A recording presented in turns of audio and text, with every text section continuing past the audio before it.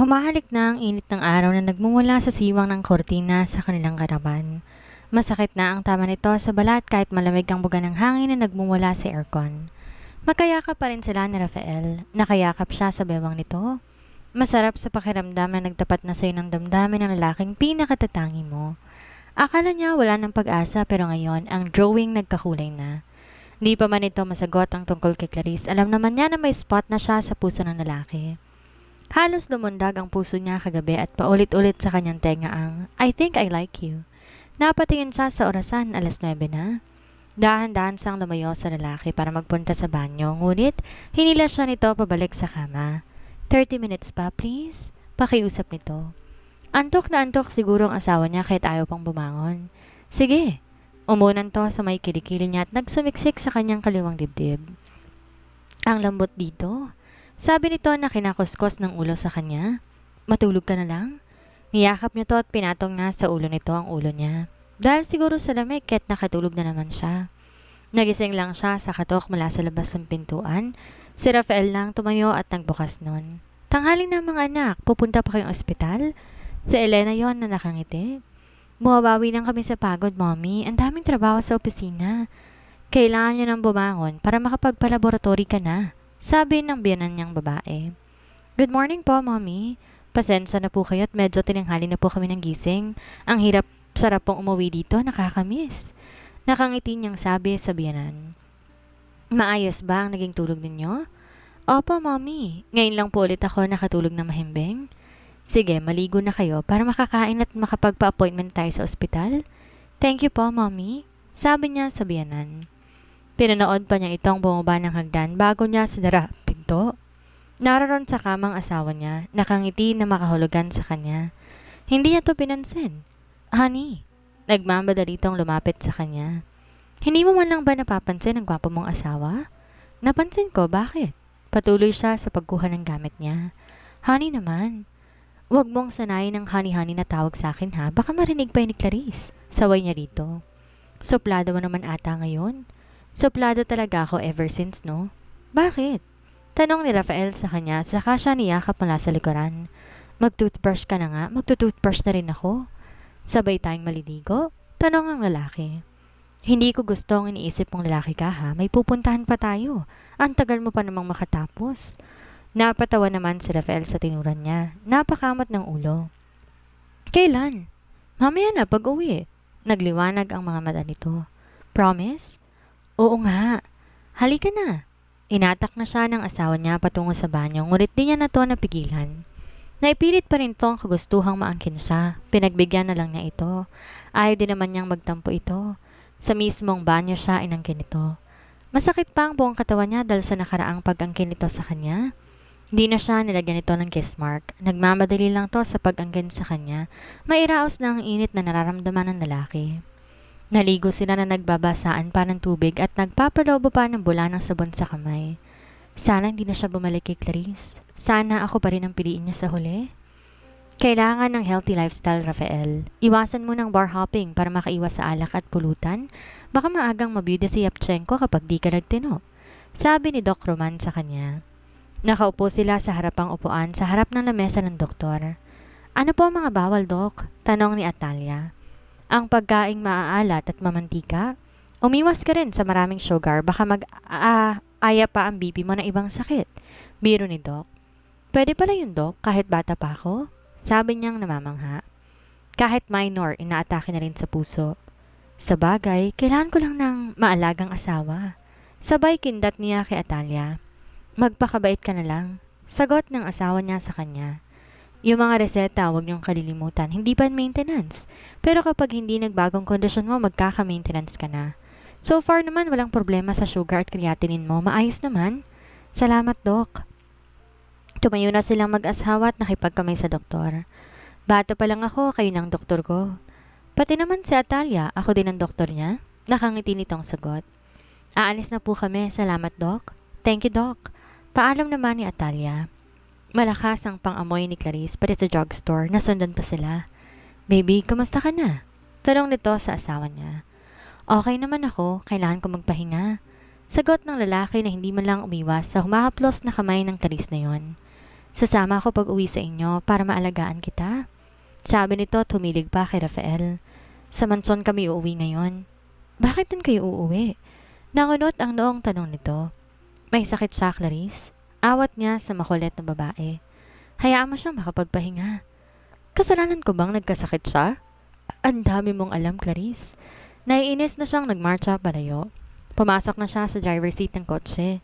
Nakita niya pang nag-uusap ang dalawa. Pahilig-hilig pa ang babae sa asawa niya. Gusto raw ako, pero gusto rin si Clarice. Kainis naman to.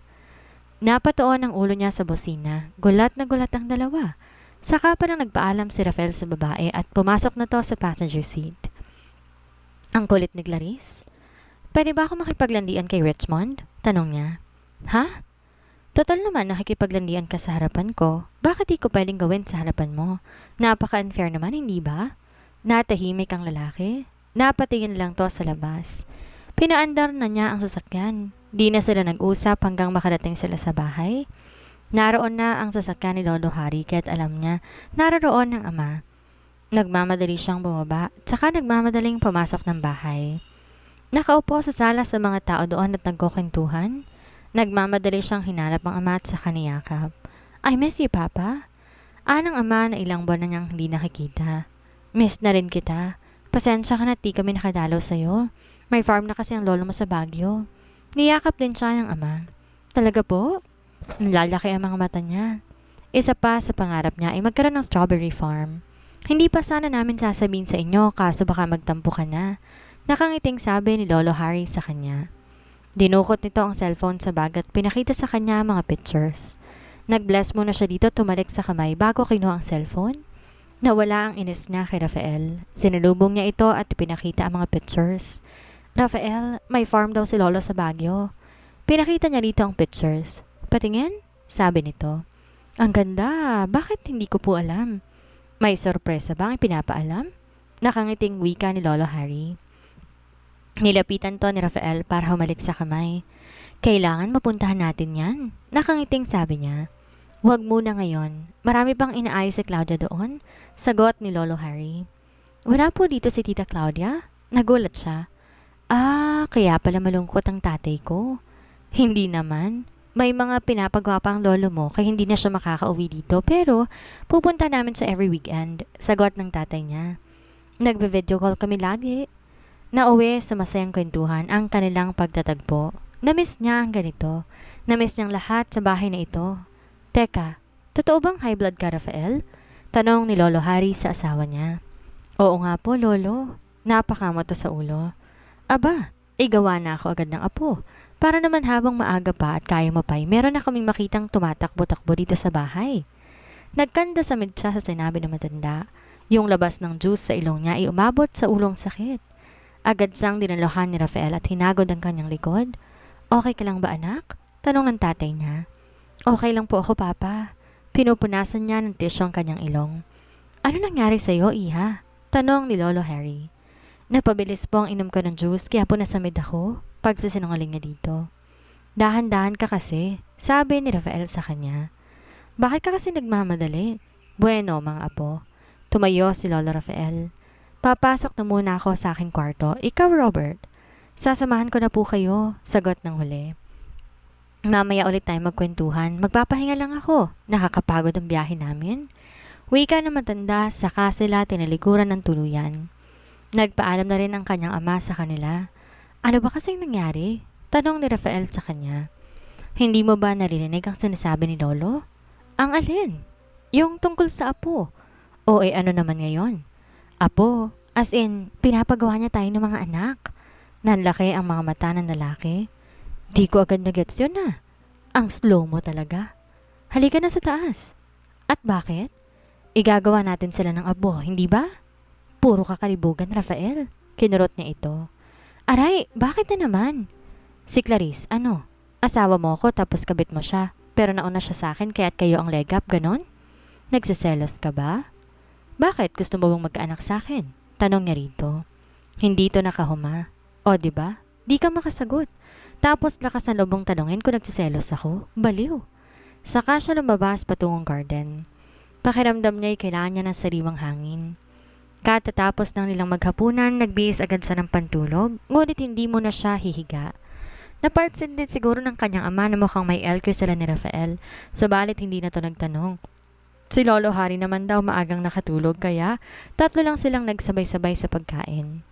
Buhaba siya ng kusina, kinuha ang tumbler niya, tinimplahan ng kape at nilagyan ng yelo. Dala-dala niya ang libro at ang cellphone. Magbabasa muna siya. Sa garden siya tatambay. Safe naman doon dahil napapalibutan ng steel matting na stainless hanggang itaas. May bubong sa loob para pahingahan. Nilagay niya sa tengang earpods at nagpatugtog habang nagbabasa. Naiinis pa rin siya kay Rafael kaya't hahayaan niya lang to. Hindi niya ito maintindihan as if naman siya lang mag-isa ang gagawa ng bata. Puro pagpapaputok na lang alam ng asawa.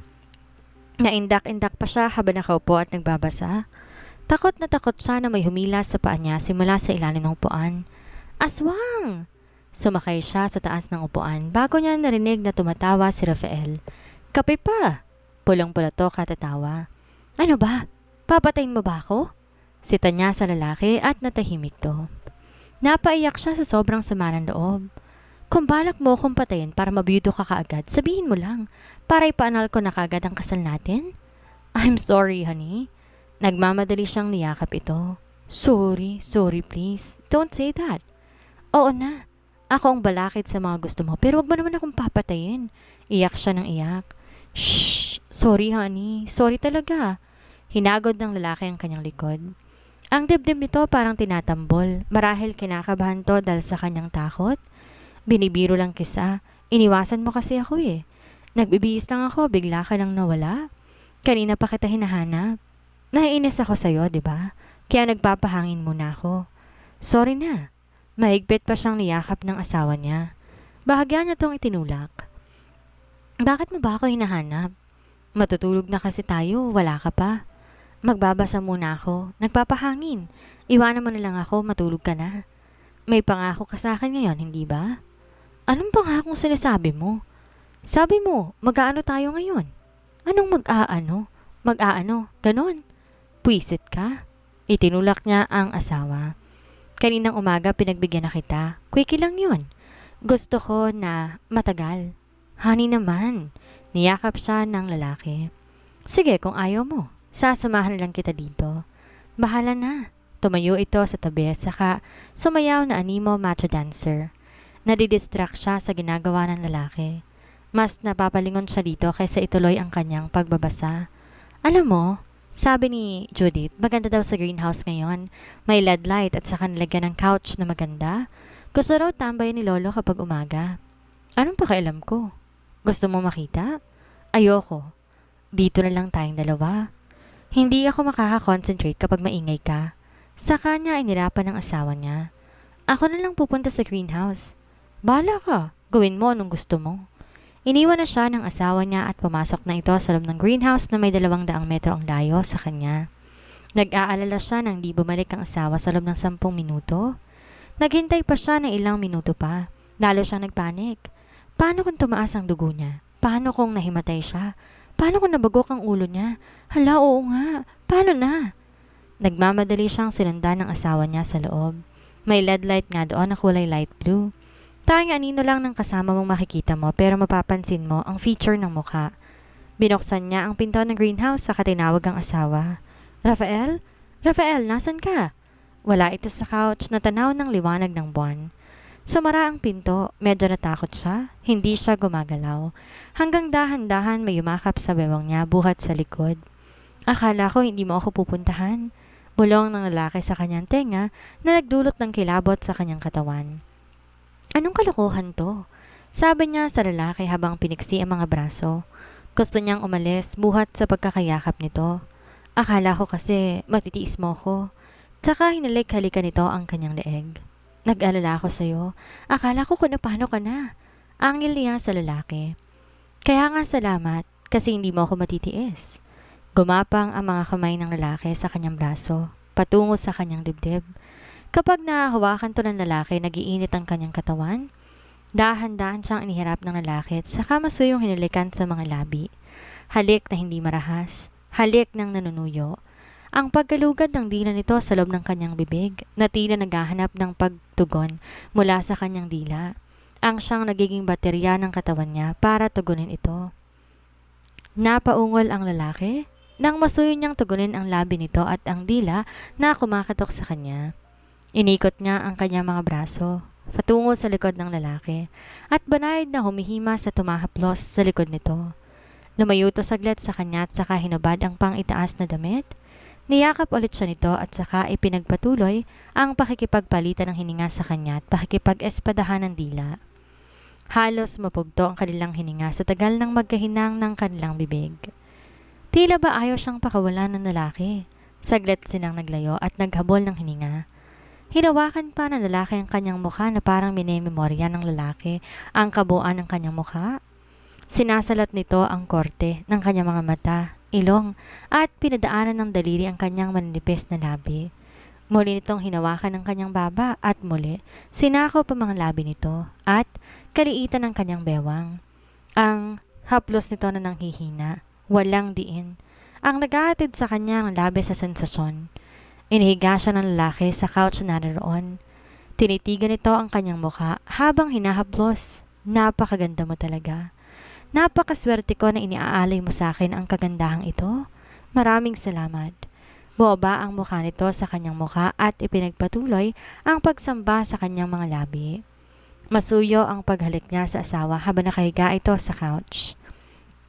Unti-unti niyang ibinaba ang halik sa leeg ng babae at pinaliguan niya ng halik. Pati ang punong tenga ng asawa niya. Humahaplos ang kanyang mga palad sa balat ni Atalia.